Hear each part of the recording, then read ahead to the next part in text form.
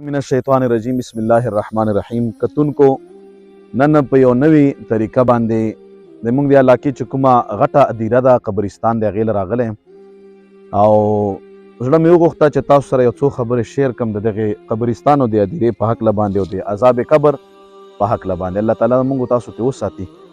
نبی کریم صلی الله علیه و آله وسلم مبارک په یو ادیره باندې روان دی او د مبارک په یو دوه قبرونه ورته مخې له راغله.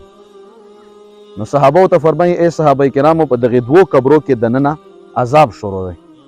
صحابه کرام ورته وفرمایل چې په څه وجه باندې عذاب شروع دی. نبی پاک علیه الصلاة والسلام مبارک ورته وفرمایل چې دا یو چې ده به د تش او دسماتي د څاڅکو نه ځان نه ساتلو او داس پې چې ماتولو نو تش او دسماتي د څاڅکو نه به یې جامې او کپړې نه ساتلې، بې پروایي او لاپرواهي به یې کوله.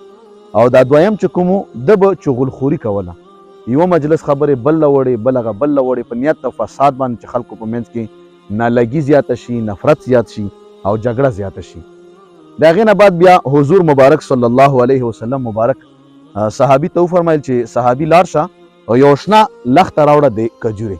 هغه صحابي لاړو یو شنه لخته یې د کجورې راوړه او هغه شنه لخته د کجورې په قبر باندې ولګوله او وی فرمایل چې تر څو پورې چې دا لخته د کجوري والا شنه وي نو هغه پورې به دغې قبر کې دننه چې کوم عذاب شروع دی په هغې کې به کمی وي.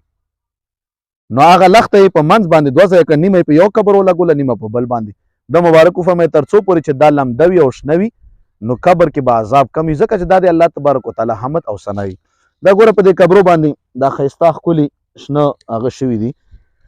نو د قبرو نه دا شنه کاغه کیکر وي کاغه کوم قسم هم بوټی وي هغه وهل نه وي پکار، ځکه چې دا حمد او ثنا وایي.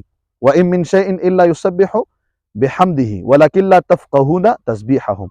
الله پاک فرمایي داسې یو شی نشته دی مګر د ما ذکر او ثنا وایي. نو دغې وجې نه رونو پکار دا دی چې موږ تاسو یو خو د تش او دسماتي د څاڅکو نه ځان ساتو او دویم چغلخوري نه کوو او دریم نمبر د قبرونو نه دا شنه بوټي او دا شنه شیان چې دا نه وغو. الله پاک مو سره د ما د عذاب قبر نه وساته او پروردګار دا تمام مړي د اهل اسلام وبخي او الله پاک د ټولو درجې بلندي کړي. امین یا رب العالمین.